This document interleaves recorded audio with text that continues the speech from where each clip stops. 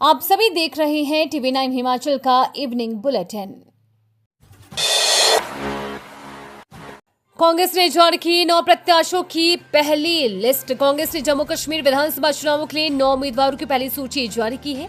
Party के प्रदेश महासचिव गुलाम अहमद मीर को दूरू से और पूर्व प्रदेश अध्यक्ष विकार रसूलवानी को बनिहाल से चुनाव मैदान में उतारा है। पार्टी महासचिव की जीवाणु गोपाल ने सोमवार रात 12 बजे के बाद इन उम्मीदवारों की सूची जारी की और बताया पार्टी को कि केंद्रीय चुनाव समिति ने इन उम्मीदवारों के नाम को मंजूरी दी है। उन्होंने बताया कि पार्टी ने तराल से सुरेंद्र सिंह चन्नी, देवसा से अमतुल्लाह मंटी, दुरू से गुलाम अहमद मीर, अनंतनाग से पीरजादा मोहम्मद सईद, इंद्रवल से शेख जफरुल्लाह, भद्रवाह से नदीम शरीफ, डोडा से शेख रियाज, डोडा पश्चिम से डॉक्टर प्रदीप कुमार भगत, बनिहाल से विकार रसूलवानी को टिकट दिया है।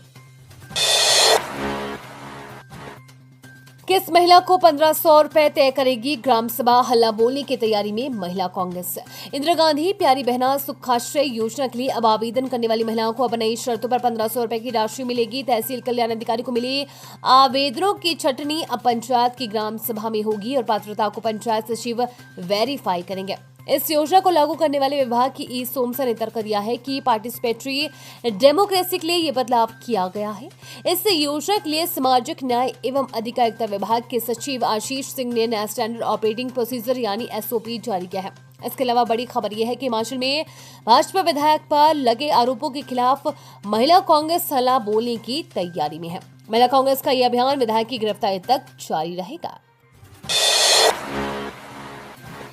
विधानसभा में उठेगा बिजली सब्सिडी का मुद्दा। हिमाचल प्रदेश में सरकार बिजली उपभोक्ताओं को कितनी सब्सिडी दे रही है और भविष्य के लिए सरकार ने क्या फैसला लिया है, इस पर विधानसभा में हंगामा होगा। विपक्ष के कई विधायकों की तरफ से सरकार से बिजली सब्सिडी को लेकर सवाल पूछे गए हैं, जिन पर बिजली बोर्ड ने अपने जवाब भी सरकार को भेज दिए हैं। अब सदन में मुख्यमंत्री सुखविंदर सिंह सुक्खू बिजली से जुड़े मामलों पर जवाब देंगे, क्योंकि महकमा उन्हीं के पास है। विधायकों की ओर से इस मामले में स्थिति स्पष्ट करने के लिए सरकार पर दबाव बनाया जाएगा। अन्य मुद्दों के अलावा बिजली पर दी जा रही सब्सिडी का मामला इस सत्र के दौरान जाएगा। पूर्व में सरकार ने यह निर्णय लिया कि कुछ श्रेणियों की बिजली सब्सिडी को बंद कर दिया जाएगा। वहीं एक व्यक्ति को 1 मीटर पर ही 125 यूनिट तक बिजली मुफ्त दी जाएगी, जबकि शेष मीटरों पर यह सब्सिडी नहीं मिलेगी। छोटे शाही स्नान पर आस्था का महासैलाब। उत्तर भारत की प्रसिद्ध मणिमहेश यात्रा का जन्माष्टमी पर्व के छोटे शाही स्नान के साथ सोमवार को आगाज हो गया। इस 10 घंटे और 40 मिनट के शुभ मुहूर्त में अनुमानित 40 से 50 हजार यात्रियों ने हल्की बारिश और धुंध के बीच आस्था की डुबकी लगाई है, जबकि रविवार और सोमवार को मिलाकर 1 लाख के करीब श्रद्धालुओं द्वारा डल झील में पवित्र स्नान करने का अनुमान लगाया जा रहा है। बहरहाल सोमवार को सुबह से दोपहर तक श्रद्धालुओं का डल झील की ओर जाना आना लगा रहा। लिहाजा आज तक इस समागम में इस वर्ष जन्माष्टमी पर्व पर उमड़ी भीड़ रिकॉर्ड तोड़ मानी जा रही है। हालांकि अभी तक प्रशासन की ओर से श्रद्धालुओं की संख्या का आधिकारिक तौर पर आंकड़ा आना बाकी है।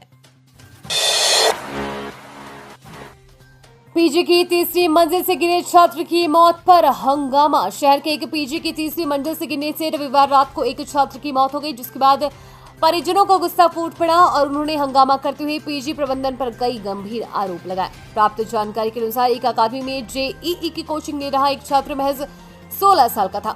रविवार देर रात उसके गिरने की जानकारी पीजी प्रबंधन की तरफ से परिजनों को दी गई, जिससे परिजनों के होश उड़ गए। रात के समय ही पीजी प्रबंधन ने छात्र को उपचार के लिए मेडिकल कॉलेज हमीरपुर पहुंचाया, जहां पर चिकित्सकों ने उसे मृतक घोषित कर दिया। बेटे की मौत के बाद परिजनों का गुस्सा फूट पड़ा। परिजनों ने पीजी प्रबंधन पर कई गंभीर आरोप लगाए। सोमवार को काफी समय तक परिजनों ने पुलिस थाना हमीरपुर में अपना विरोध जताया। इस दौरान परिजन पीजी प्रबंधन पर कई गंभीर आरोप लगा रहे थे तथा कार्रवाई की मांग कर रहे थे। मृतक आर्यव निवासी हटवाड़ जिला बिलासपुर का रहने वाला था। उसके पिता ने बताया कि रविवार 11:47 पर पीजी प्रबंधन की तरफ से फोन आया कि आपका बेटा तीसरी मंजिल से कूद गया है। मृतक के पिता ने बताया कि उसकी जब पहले बेटे से बात हुई थी तो उसने बताया था कि पीजी में खाने का सिस्टम सही नहीं है, इसे लेकर इसके साथ मारपीट भी की गई है। परिजनों का आरोप है कि हो सकता है कि रविवार रात के समय भी मारपीट की गई हो। परिजनों का यह भी कहना था कि उनका बेटा तीसरी मंजिल से गिरा, लेकिन उसके शरीर से खून का एक कतरा तक नहीं बहा था। शरीर की हड्डियां कई जगहों से फ्रैक्चर थी। परिजन पीजी प्रबंधन के खिलाफ कार्रवाई की मांग पर अड़े रहे। कई घंटों तक परिजनों का विरोध पुलिस थाना हमीरपुर में जारी रहा। ऊना में पहले सेल्समैन को काटा, फिर किसानों पर किया हमला। जिला में सोमवार सुबह सवेरे 2 अलग अलग जगह पर 2 बाइक सवार 6 नकाबपोश युवकों द्वारा तेजधार हथियार से एक युवक को लहूलुहान करने व 3 से लूटपाट करने का मामला सामने आया है। पहला मामला स्वामी पेट्रोल पंप समूर पर 6 पंजाबी युवकों ने पेट्रोल भरवाने के पैसे मांगने पर 33 वर्षीय सेल्समैन पर तलवार से हमला कर उसे खून से लथपथ कर दिया। तो दूसरी जगह पालक वहा पोलिया रोड पर 3 किसानों पर तलवार से हमला कर लूटपाट करने का प्रयास किया। दोनों वारदातों को अंजाम देने के बाद शातिर मौके से फरार हो गए। पुलिस ने शिकायत के आधार पर मामला दर्ज कर जांच शुरू कर दी है। सोमवार सुबह नकाबपोश युवा स्वामी पेट्रोल पंप समूर में 890 रुपए का पेट्रोल भरवाने के लिए रुके और एक अन्य बाइक सवार 3 युवक पेट्रोल पंप से पीछे ही खड़े हो गए। सेल्समैन ने जब बाइक में पेट्रोल भरकर उनसे पैसे की डिमांड की तो पहले उक्त युवक पेटीएम करने की बात करने लगे। उसके बाद पैसे को लेकर उन्होंने विवाद शुरू कर दिया और पीछे खड़े उनके साथ भी मौके पर आ गए। कंगना के बयान पर गुस्साए विक्रमादित्य सिंह, कह दी ये बड़ी बात। मंडी संसदीय सीट से भाजपा सांसद कंगना रनौत किसानों को लेकर दिए गए बयानों के चलते इन दिनों सुर्खियों में है। किसानों को लेकर दिए गए बयान को लेकर वो बुरी तरह घिर गई है। यहाँ तक कि उनकी पार्टी भी उनके इस बयान को लेकर किनारा कर लिया है। भविष्य में इस तरह की बयानबाजी न करने की सलाह दी है। वहीं अब प्रदेश सरकार में लोक निर्माण मंत्री विक्रमादित्य सिंह ने कंगना रनौत के इस बयान को लेकर उनकी आलोचना की है। मीडिया से बात करते हुए विक्रमादित्य सिंह ने कहा कि मंडी की सांसद कंगना ने किसानों को लेकर जो बयानबाजी की है और जिसमें चीन और अमेरिका का हाथ होने की बात कही है वो दुर्भाग्यपूर्ण है। अपने इस बयान को लेकर वो हंसी का पात्र बनी हुई है। विक्रमादित्य सिंह ने मोदी सरकार से सवाल उठाते हुए कहा कि विदेश मंत्रालय को ये स्पष्ट करना चाहिए कि क्या मोदी सरकार की विदेश नीति इतनी कमजोर है कि चीन और अमेरिका जैसे देश भारत के आंतरिक मामलों में हस्तक्षेप कर रही हैं। विक्रमादित्य सिंह ने कहा कि उनके बयान से जिस तरह से केंद्र की भाजपा सरकार पल्ला झाड़ रही है उसे लगता है कि मंडी की सांसद मानसिक दिवालियापन के शिकार है। साइबर ठगों के निशाने पर है हिमाचल प्रदेश।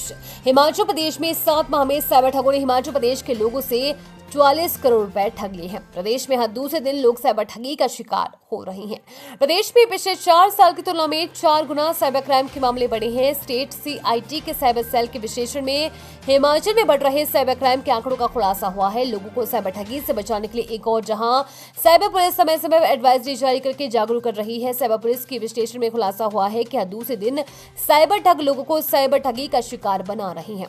इस साल में अब तक साइबर क्राइम की 5000 से अधिक शिकायतें दर्ज की गई हैं, जबकि साइबर ठगी और IT एक्ट के 110 मामले दर्ज किए गए हैं। छात्रों ने प्रदेश की जनता से जुलाई माह तक 44 करोड़ रुपए की राशि ठगी है। प्रदेश के साइबर थानों में पुलिस जुलाई माह तक इसमें साइबर थाना शिमला में 16.5 करोड़, थाना साइबर मंडी में 17.5, धर्मशाला साइबर थाना 10 करोड़ की ठगी के मामले दर्ज किए गए हैं। TV9 हिमाचल का ये तो था इवनिंग बुलेटिन। इसी के साथ पेज को फॉलो कीजिए, सब्सक्राइब कीजिए, साथ ही साथ पेज को लाइक करना बिल्कुल ना भूलें। धन्यवाद।